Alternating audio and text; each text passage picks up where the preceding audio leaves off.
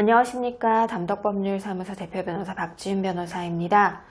오늘은 여러분들에게 코인 사기의 유형이 아닌 특정 코인에 대해서 설명을 드리고 여러분들이 조금 더 피해 회복을 잘 받으실 수 있도록 도움을 드리기 위해서 이렇게 영상을 찍게 됐습니다. 오늘 말씀드릴 코인은 바로 미플이라는 코인입니다. MPT라는 그 코인명으로 약어를 가지고 이제 엘뱅크 등에 지금 상장이 되어 있는 코인인데요. 최근에 이 사건의 수임을 맡으면서 좀 특이한 점이 있어서 여러분들에게 좀 말씀을 드리려고 합니다.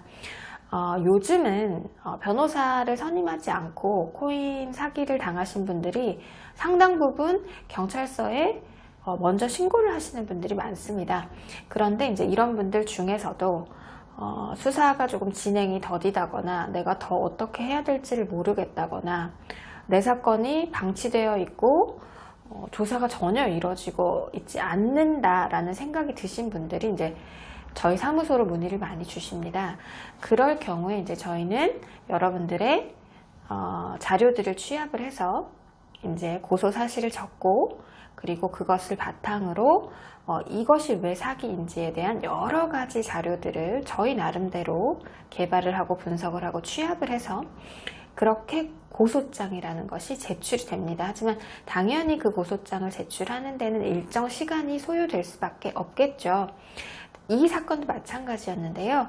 저희 이미 신고를 한참 전에 하셨고 그리고 사건이 진행되지 않아서 저희 사무실에 문의를 주시고 사건을 맡기시고 그리고 그 직후에 저희가 이제 선임서를 냈고 그 수사기관에서 저희에게 전화가 왔었습니다. 그런데 그 전화가 와서 하는 말씀이 고소인을 만나서 조사를 해야 되는데 이 사건이 조금 내가 보기에는 고소가 아니라 고소인을 불러서 진정으로 좀 돌려야 되겠다. 그래서 고소인을 부를 것이다 라는 얘기를 저희에게 했습니다.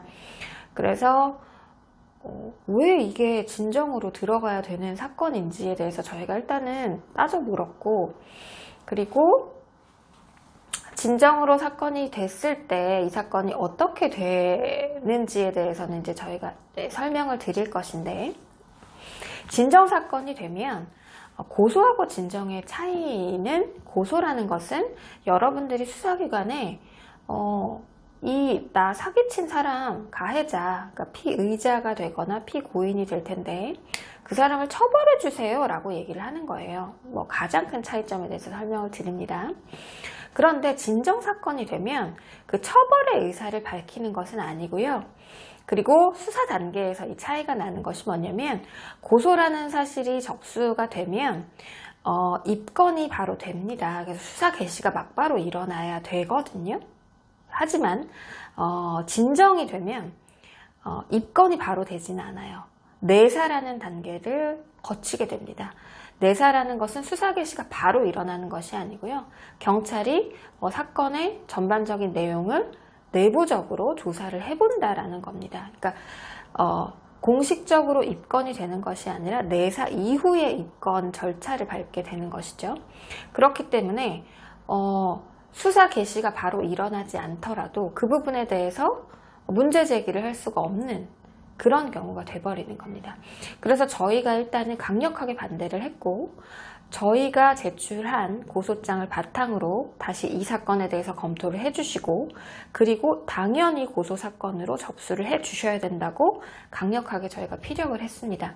그래서 향후에 이제 이 피해자분이 저희에게 제출을 완료해 주신 증거들을 바탕으로 저희가 각종 자료들을 분석을 해서 이것이 스캠 코인이고 이 사건이 사기일 수밖에 없다라는 점에 대해서 여러 가지 정황들 그리고 피고인을 혹은 피의자를 특정할 수 있는 그 자료들을 저희 나름대로 분석을 해서 그런 자료들도 제출을 하면서 이 사건이 진행될 수 있도록 그러니까 아주 잘 조사가 될 수 있도록 조력을 하게 됩니다. 실제적으로 조사를 하는 것은 경찰 수사관 분들이 하는 것이죠. 하지만 우리가 그 전까지 굉장히 많은 것들을 분석을 해서 이것이 사기라는 점에 대해서 수사관분들에게 자료를 제출을 해야 되고, 그것들을 바탕으로 수사를 하실 수 있게끔 저희가 만들어 드리는 역할을 하죠.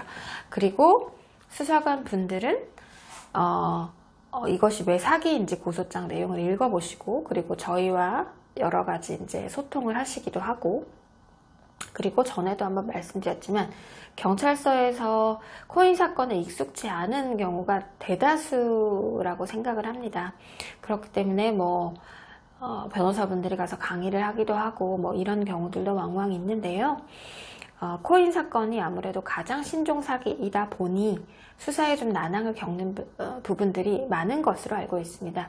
그래서 저희 같은 경우도 경찰서에서 수사관분들이 저희 법무법인의 법률사무소에 일부러 전화를 하셔서 이 사건 사기 포인트에 대해서 물어보시기도 하시고, 이거 어디서부터 수사를 해야 될지 모르겠다라는 얘기를 저희와 얘기를 하시기도 하십니다. 이런 것들이 이제 저희가 해야 되는 일이죠. 여러분들의 대리인으로서 법률적으로 그리고 사실적으로 코인 사건이 어떠한 사건이다라는 것을 정확히 분석을 해내고, 그리고 이 사건이 왜 사기일 수밖에 없는지를 정확히 분석을 하고, 그것을 입증할 수 있는 자료들을 하나하나 쌓아서 단단하게 만들어서 이것을 사기죄를 형성할 수 있도록 만들어내는 그 과정을 저희가 여러분들을 대리해서 해드리는 그런 역할을 하는 게 되겠습니다. 그렇기 때문에 피해를 당하신 분들, 물론 리플 코인이 아니어도 괜찮습니다. 저희가 유형 1로 말씀드린 그 프라이빗 세일 사건이었는데요. 이것도 그 프라이빗 세일 사건에 해당하시는 분들, 혹은 대출 사기, 레버리지라고 저희가 이름을 붙였었죠. 레버리지에 해당하는 분들, 바람잡이에 해당하는 분들, 어떤 분들도 좋습니다.